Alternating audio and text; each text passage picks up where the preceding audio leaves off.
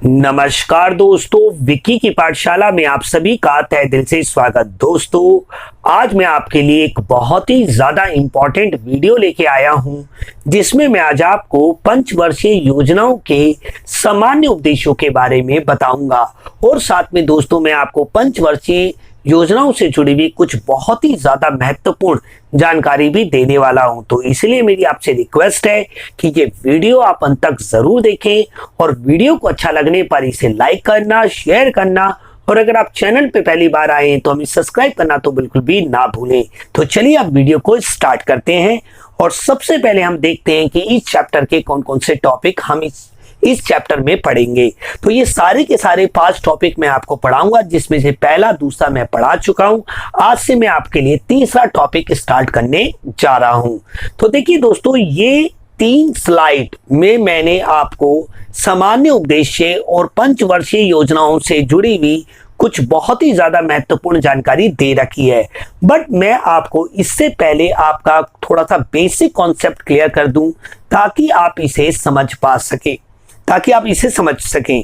तो देखिए, सबसे पहले हम बात करते हैं कि आखिर ये पंचवर्षीय योजनाएं क्या होती है। पंचवर्षीय योजना, तो देखिए दोस्तों, आप जानते हैं कि भारत को सन 1947 में ब्रिटिश सरकार से क्या मिली, आजादी मिली और अंग्रेजों ने भारत पर 190 साल क्या किया था, राज किया था, जिसके वजह से जो भारतीय अर्थव्यवस्था थी वो बहुत ही ज्यादा पिछड़ चुकी थी और बहुत ही ज्यादा गतिहीन थी। और भारतीय अर्थव्यवस्था मुख्य तौर से, और मतलब आप मान लीजिए 100 में से 90% जो लोग थे वो कृषि पर आश्रित थे। तभी भारतीय अर्थव्यवस्था को क्या कहा जाता था, एक पिछड़ी हुई अर्थव्यवस्था कहा जाता था। अब उस पिछड़ी हुई अर्थव्यवस्था को उन्नति में लाने के लिए, ट्रैक पे लाने के लिए भारतीय जो नेता थे, जो उस समय जब जो नेता थे उन्हें ये बात बिल्कुल अच्छी तरीके से पता थी कि बिना सरकारी हस्तक्षेप के भारतीय अर्थव्यवस्था में सुधार नहीं किया जा सकता, जिसके वजह से उन्होंने एक योजना बनाई आर्थिक मोर्चे पर, जिसका नाम रखा गया पंचवर्षीय योजना। अब ये पंचवर्षीय योजना क्या है, बहुत ही सिंपल। भारतीय अर्थव्यवस्था में सुधार करने के लिए जो 5 वर्षों के लिए आर्थिक मोर्चे पर जो नीतियां बनाई गई, कार्यक्रम बनाए गए, जिससे भारतीय अर्थव्यवस्था में सुधार आए और जो अर्थव्यवस्था के जो तीनों क्षेत्र हैं, भले वो प्राथमिक हो, द्वितीयक और तृतीयक हो, उनमें संतुलन स्थापित हो सके के लिए एक योजना बनाई गई, जिसे हमने क्या कहा, पंचवर्षीय योजना। और पंचवर्षीय योजनाओं को मुख्य तौर से भारतीय अर्थव्यवस्था में सुधार करने के लिए बनाया गया था। तो ये तो चीज आपको क्लियर हो गई कि पंचवर्षीय योजनाएं क्या हैं और उसके क्या उद्देश्य हैं। अब देखिए दोस्तों, इसके उद्देश्यों को अगर हम बांटें तो इसके उद्देश्यों को 2 भागों में बांट सकते हैं। एक इसके उद्देश्य दीर्घकालीन उद्देश्य, दीर्घकालीन, जो आज मैं आपको समझाऊंगा, और एक है इसके उद्देश्य अल्पकालीन उद्देश्य। अल्पकालीन उद्देश्य, जो दीर्घकालीन उद्देश्य है ना, जो दीर्घकालीन उद्देश्य हैं, उन्हें हम सामान्य लक्ष्य भी कहते हैं, जो आज हम डिस्कस करेंगे। और जो अल्पकालीन उद्देश्य थे ना, उसे हम कहते हैं विशिष्ट उद्देश्य। अब दोस्तों, आज आपसे एग्जाम में कैसे पूछा जाता है, आपसे ऐसे पूछ लिया जाएगा कि पंचवर्षीय योजनाओं के सामान्य लक्ष्य क्या थे। तो पंचवर्षीय योजनाओं के जो सामान्य लक्ष्य थे वो हमेशा दीर्घकाल यानी लंबे समय के लिए सोचकर नीतियां बनाई जाती हैं, तो उसे हम सामान्य लक्ष्य कहते हैं। अब आपको ये सारी चीजें समझ में आएगी अगर आप मेरे साथ अभी तक बने हुए हैं तो देखिए, मैं अब आपको समझाता हूं। यहां पे देखिए, अब 1 बाय 1 मैं आपको इसको समझाता हूं। जैसे कि फॉर एग्जांपल यहां पे मैंने हेडिंग डाल रखी है कि नियोजन के लक्ष्य या उद्देश्य तथा भारत में योजनाओं के लक्ष्य या उद्देश्य। तो देखिए, सबसे पहले पॉइंट की बात करें, अब आपको एक एक करके मैं आपको बहुत अच्छी तरीके से समझा दूंगा कि भारत में नियोजन का आरंभ पंचवर्षीय योजनाओं के रूप में किया गया। आपको मैंने पहले ही ये बात बताई, सन 1947 में जब हमें अंग्रेजों से आजादी मिली, तब भारतीय अर्थव्यवस्था बहुत ही ज्यादा पिछड़ी हुई थी, जिसकी वजह से दोस्तों हमें क्या करना था, नियोजन करना था। जो नियोजन किया गया आर्थिक मोर्चे में सुधार करने के लिए, उसका नाम रखा गया पंचवर्षीय योजना। पंचवर्षीय योजना का मतलब 5 वर्ष के लिए जो आर्थिक मोर्चे पर जो योजनाएं बनाई जाती थी, जिसके अंतर्गत बहुत जो कार्यक्रम होते थे, नीतियां होती थी, जिससे हम अपने उद्देश्यों की प्राप्ति कर सकें, उसे कहा जाता था दोस्तों पंचवर्षीय योजना। तो आर्थिक नियोजन की जो शुरुआत हुई है भारत में, वो पंचवर्षीय योजनाओं से स्टार्ट हुई। और पहली जो पंचवर्षीय योजना थी दोस्तों, वो हमारी आरंभ हुई 1 अप्रैल 1951 में। अब आप सोच रहे होंगे कि सन 1947 में भारत को आजादी मिल गई, तो भैया 4 साल बाद पहली पंचवर्षीय योजना क्यों आई? क्योंकि आप ये बात जानते हैं कि भारत को सन 1947 में आजादी तो मिल गई थी, बट भारत एक स्वतंत्र राज्य तो था, बट गणतंत्र राज्य नहीं था।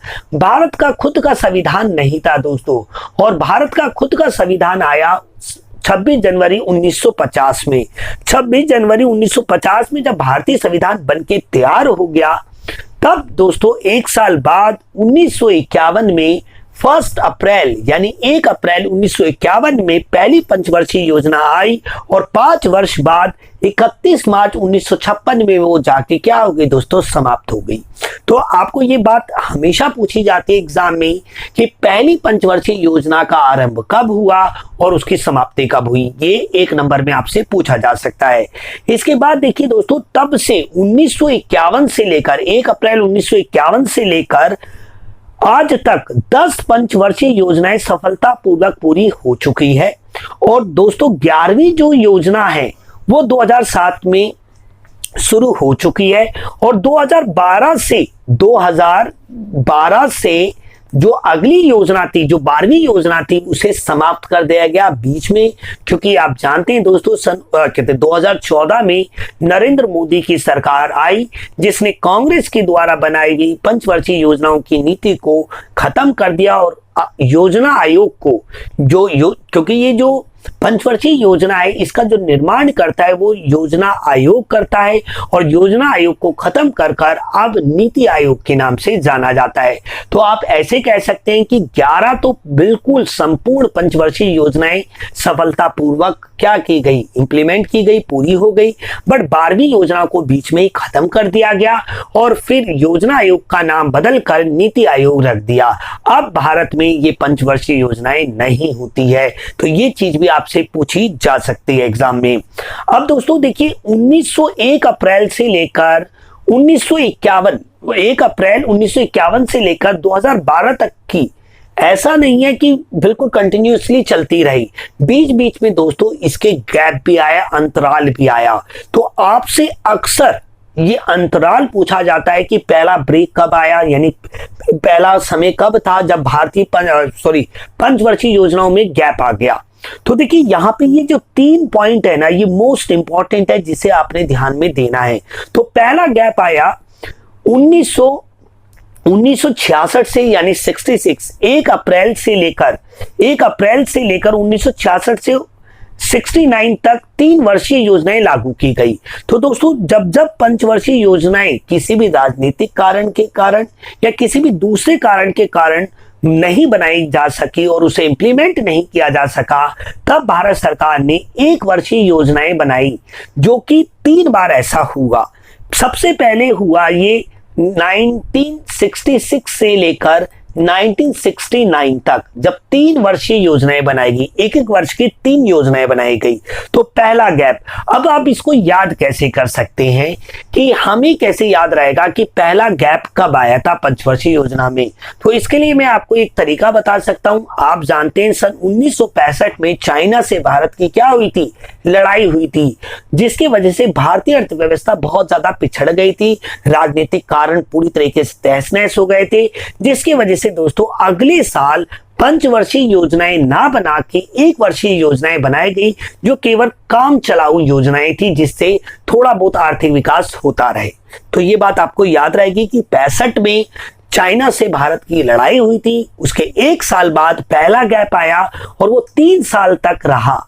यानी हमने 66 में बनाई, 67, ऐसे करते करते 3 वर्षीय योजना बनाई, यहाँ पे मैंने लिख रखा है।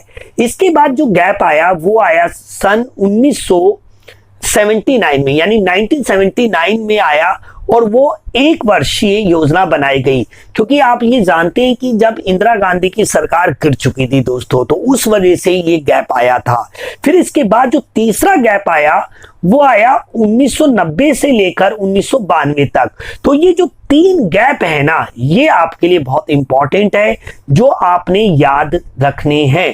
तो देखिए, ये मैंने यहाँ पे 3 गैप रख दिए हैं। ये देखिए, ये 3 गैप, यानी 66 से 69 पहला गैप आया, फिर 79 से 80 दूसरा गैप आया, और 90 से 92 यानी यहां पे बनी 3 वर्ष के लिए, यहां पे बनी 1 वर्ष के लिए, और यहां पे बनी 2 वर्ष के लिए। तो टोटल 1 वर्षीय योजना 6 बार बनी।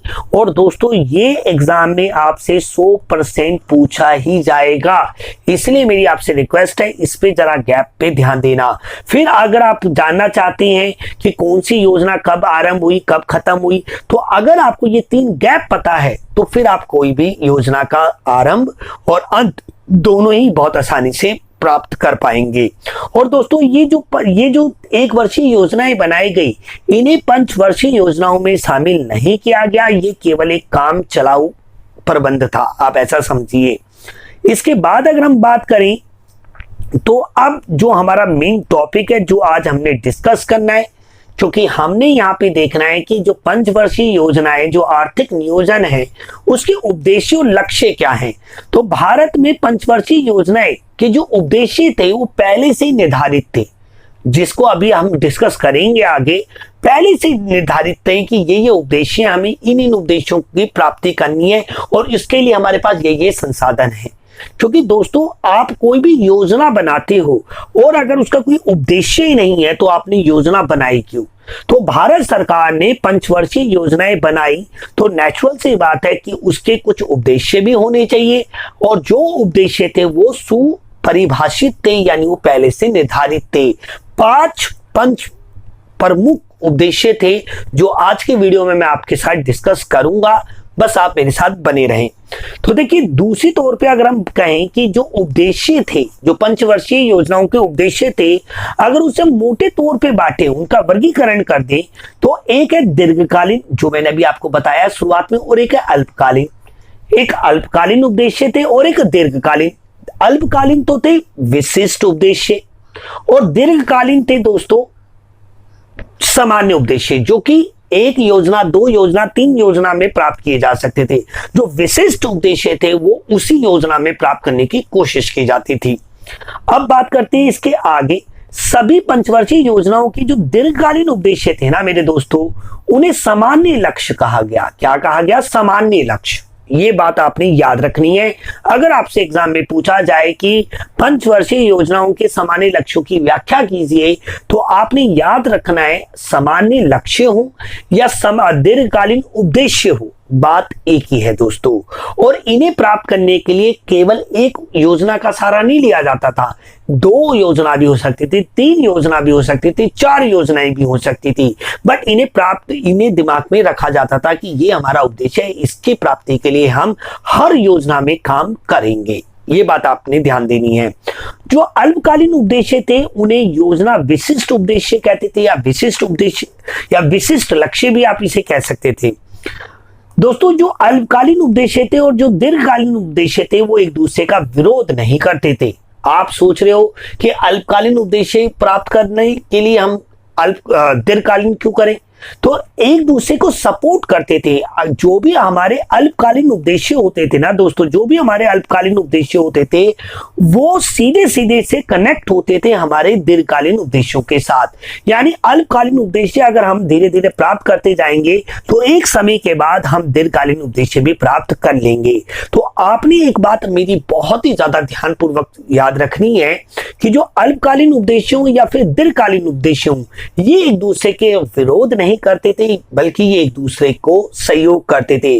अगर आप अल्पकालीन उद्देश्य हर योजना दर योजना प्राप्त करते जाओगे तो एक समय आएगा कि आप दीर्घकालीन उद्देश्य भी प्राप्त कर लोगे। तो ये बात आपने याद रखनी है। अब दोस्तों, ये तो मैंने बेस समझा दिया आपको। आज का जो मेन टॉपिक था वो ये था नियोजन के लक्ष्य या उद्देश्य। यानी हम ये कह सकते हैं कि भारत के नियोजन के 5 आधारभूत उद्देश्य हैं जिनकी व्याख्या इस प्रकार है। तो दोस्तों मैंने आपको पहले ही ये बात बता दिया कि भारत सरकार द्वारा जो पंचवर्षीय योजनाओं की नीति अपनाई गई उसके जो दीर्घकालीन उद्देश्य थे जिन्हें हम सामान्य लक्ष्य भी कह सकते हैं, वो कौन कौन से थे? 5 उद्देश्य थे दोस्तों जो आपके लिए मोस्ट इंपॉर्टेंट है। पहला है हमारा सकल घरेलू उत्पाद तथा प्रति व्यक्ति सकल घरेलू उत्पाद में वृद्धि या फिर संवृद्धि। इन संवृद्धि को हम आर्थिक संवृद्धि भी कहते हैं दोस्तों, इसे हम शॉर्ट में आर्थिक संवृद्धि भी कहते हैं। ये मोस्ट इंपॉर्टेंट है दोस्तों। तो पहला उद्देश्य तो था कि जीडीपी को बढ़ाना, यानी सकल घरेलू उत्पाद में वृद्धि करना। सकल घरेलू उत्पाद में वृद्धि होगी तो प्रति व्यक्ति आय में भी वृद्धि होगी दोस्तों। अभी मैं डीप में आपको बताऊंगा, पहले मैं 5 को डिस्कस कर लेता हूं आपके साथ। तो दूसरा हमारा उद्देश्य था पूर्ण रोजगार। दूसरा हमारा मोस्ट इंपॉर्टेंट उद्देश्य था पूर्ण रोजगार प्राप्त करना, क्योंकि आप ये बात जानते हैं कि सन 1947 से पहले और उस समय भारत में बेरोजगारी चरम सीमा पे थी, बहुत ज्यादा लोग बेरोजगार थे। तो पंचवर्षीय योजनाओं में बहुत ही ज्यादा महत्वपूर्ण उद्देश्य था जो कि क्या था? पूर्ण रोजगार को प्राप्त करना, यानी उन सभी लोगों को रोजगार मिल जाए जो रोजगार करने के इच्छुक हो। अभी इसे और डीप में मैं आपको समझाऊंगा। तीसरा था दोस्तों हमारा जो बहुत ही इंपॉर्टेंट उद्देश्य था न्यायोचित वितरण या सम्या, यानी दोस्तों जिसकी जितनी काबिलियत है उसको उसी के हिसाब से आय प्राप्त हो। जैसे कि दोस्तों आप जानते हैं कि कुछ लोग कहेंगे कि समान वितरण होना चाहिए, तो आप ये मानोगे कि एक डॉक्टर और एक सफाई कर्मचारी, क्या इन दोनों की सेम सैलरी हो सकती है? नहीं ना दोस्तों। तो आप समझिए न्यायोचित वितरण का मतलब है जिसकी जितनी काबिलियत है उसको उसी के हिसाब से आय प्राप्त होनी चाहिए। जो व्यक्ति जितना डिफिकल्ट कार्य कर सकता है उसको उतने ही सैलरी ज्यादा मिलेगी। अगर आप मेहनत की बात करेंगे तो मेहनत तो दोस्तों मजदूर ज्यादा करते हैं, किसान ज्यादा करते हैं, जबकि इंजीनियर डॉक्टर बहुत कम मेहनत करते हैं उनके कंपैरिजन में।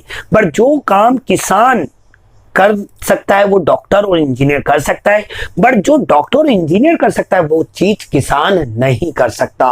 तो दोस्तों हर व्यक्ति की काबिलियत के हिसाब से उसको आय प्राप्त हो राष्ट्रीय आय में से, उसे ही हम कहते हैं न्यायोचित वितरण। अभी से मैं डीप में भी आपको समझाऊंगा। इसके बाद दोस्तों आधुनिकीकरण। आप ये बात जानते हैं सन 1947 से पहले भारतीय अर्थव्यवस्था जिसमें सबसे प्रमुख थी कृषि, और कृषि करने का जो तरीका था बिल्कुल परंपरागत था, जो सदियों से चला आ रहा था वो ये कर रहे थे। तो नए नए ट्रैक्टरों का इस्तेमाल करना, रासायनिक बीजों का प्रयोग करना, उर्वरकों का फर्टिलाइजर जिसे हम कहते हैं उसका प्रयोग करना, यानी आधुनिकीकरण का इस्तेमाल करना। यानी पहले भारत में जो वस्तु तथा सेवाएं बनती थी वो घरों में ही बनती थी, अब भारत में बड़ी बड़ी मशीनें, टेक्नोलॉजी, उसे हम कहते हैं आधुनिकीकरण। ये भी भारत की पंचवर्षीय योजना का एक बहुत ही महत्वपूर्ण उद्देश्य था।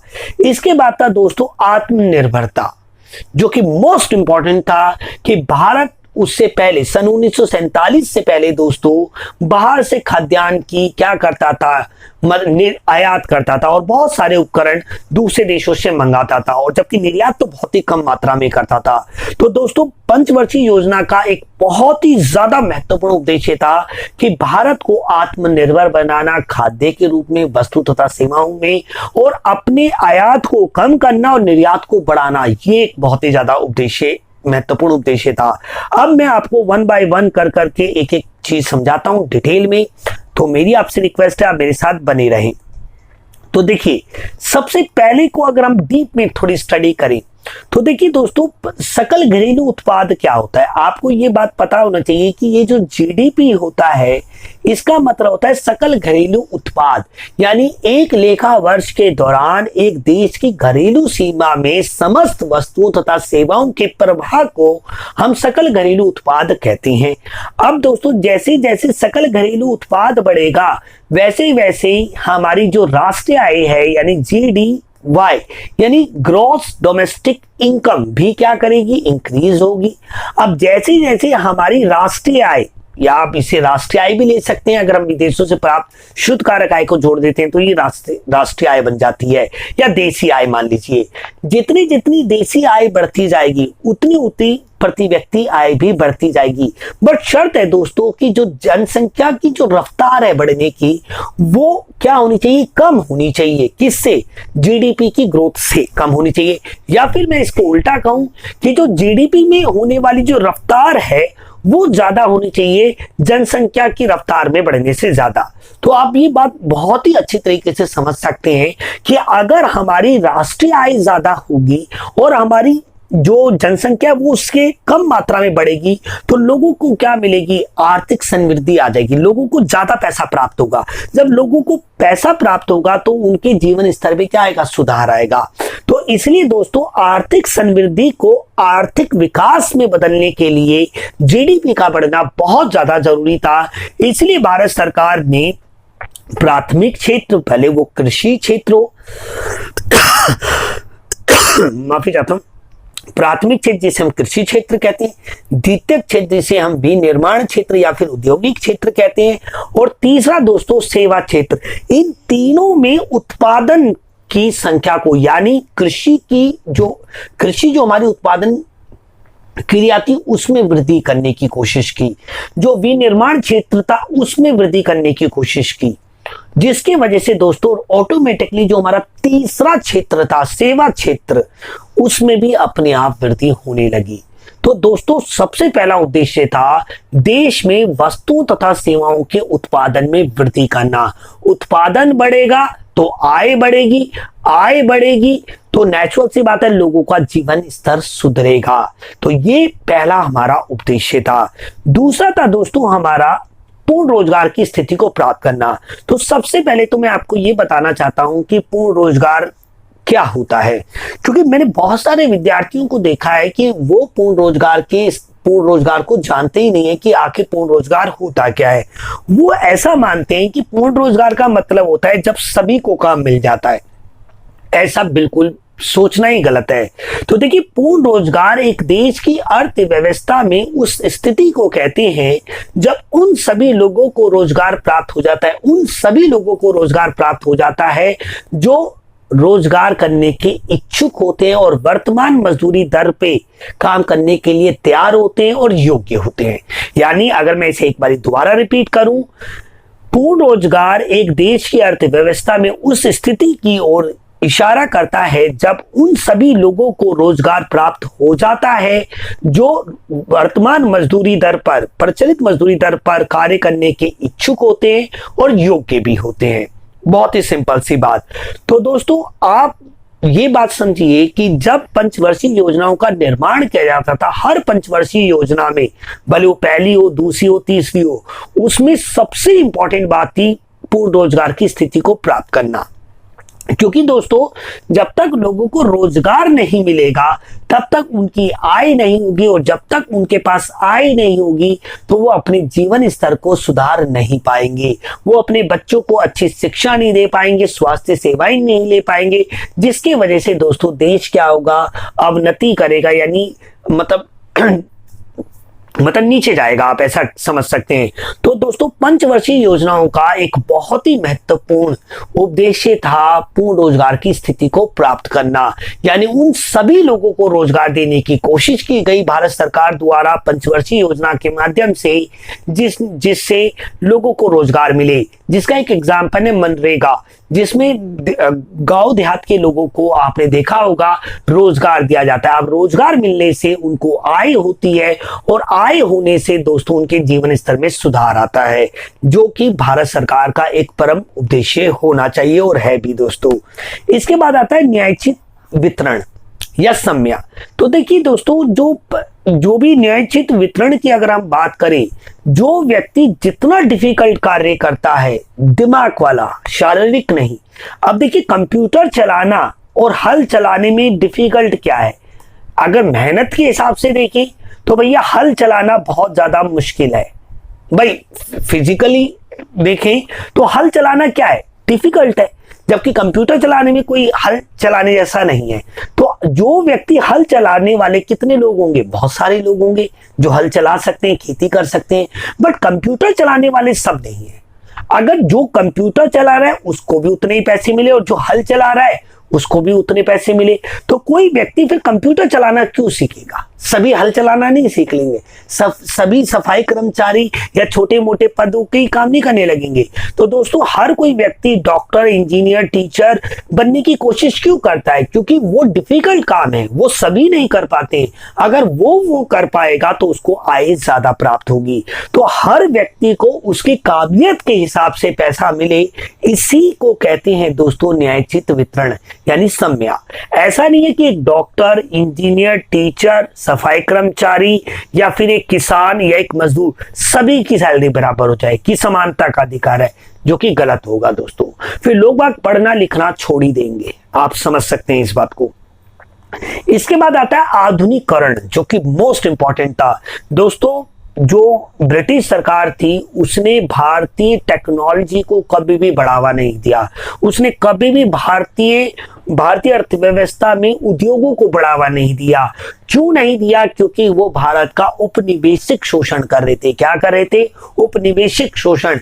यहां से कृषि का कच्चा माल ले जाते थे, वहां पे बनाते थे और यहाँ पे लाके रख देते थे, जिसके अगर भारतीय उद्योग का बढ़ावा करते तो उनका माल नहीं बिकता।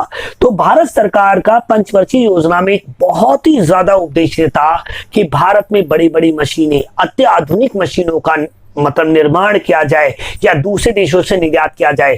टेक्नोलॉजी को इंप्रूव करना, यानी जो काम केवल पहले जो हाथ से होता था उन्हें बड़ी बड़ी मशीनों के माध्यम से किया जाए। कुछ लोग ये सोचते होंगे कि आधुनिकीकरण के कारण तो बेरोजगारी बढ़ती है, जो कि बहुत ही गलत है दोस्तों। ऐसा सोचना ही आपका गलत है। जितनी टेक्नोलॉजी बढ़ती जाती है ना दोस्तों, वो रोजगार को बढ़ावा देती है, ना कि रोजगार को घटाती है। तो ये बहुत ही सिंपल सी बात है। यानी पंचवर्षीय योजनाओं का एक बहुत ही ज्यादा महत्वपूर्ण उद्देश्य था आधुनिकीकरण, यानी नई नई मशीनों का करना, नई नई टेक्नोलॉजी जिसे हम प्रौद्योगिकी कहते हैं उसका इंट्रोड्यूस कराना, ताकि जैसे मैं अगर आपको इसका एग्जांपल दूं, पहले किसान बैलों के माध्यम से हल जोता करता था, अब कैसे करता है? ट्रैक्टरों का इस्तेमाल करता है। जो ट्रैक्टर आए ना, वो पंचवर्षीय योजनाओं की वजह से ही आया, क्योंकि भारतीय कृषि हो या भारतीय उद्योग हो या भारतीय सेवा क्षेत्र हो, इन सभी में आधुनिकीकरण का इंप्लीमेंट आज की डेट में अगर आप देखें 2020 में, तो लोग बाग क्या कर रहे हैं? अपने घर से ही जॉब कर रहे हैं, जो कि इंटरनेट, वेब क्रांति जिसे कह सकते हो आप। आत्मनिर्भरता, आप जानते हैं कि सबसे जो पहली नीति थी ना दोस्तों, जो पहली पंचवर्षीय योजना थी, उसकी जो विशिष्ट उद्देश्य था वो था कि खाद्यान्न के रूप में भारत सरकार को आत्मनिर्भर बनाना। दूसरा जो नीति थी, जो दूसरी पंचवर्षीय योजना थी, उसका जो मुख्य उद्देश्य था विनिर्माण क्षेत्र को बढ़ाना। यानी जो भारतीय अर्थव्यवस्था थी उसके जो तीनों क्षेत्र थे उसमें भारत सरकार को आत्मनिर्भर बनाना था, ताकि भारत सरकार दूसरे देशों पर निर्भर ना होकर खुद पर हो। जबकि सन 1947 के समय भारत सरकार दूसरे देशों में, यहां तक कि खाद्यान्न यानी खाने पीने की जो चीजें होती हैं, अनाज होता है, वो भी दूसरे देशों से निर्यात करता था।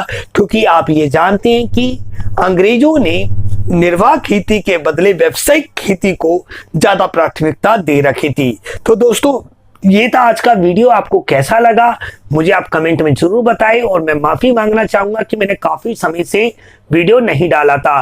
और दोस्तों, अब मैं कोशिश करूंगा, अगर आपका अच्छा रिस्पॉन्स रहता है रोजाना वीडियो बनाने के लिए। तो मिलते हैं अगले वीडियो में। जय हिंद, जय भारत।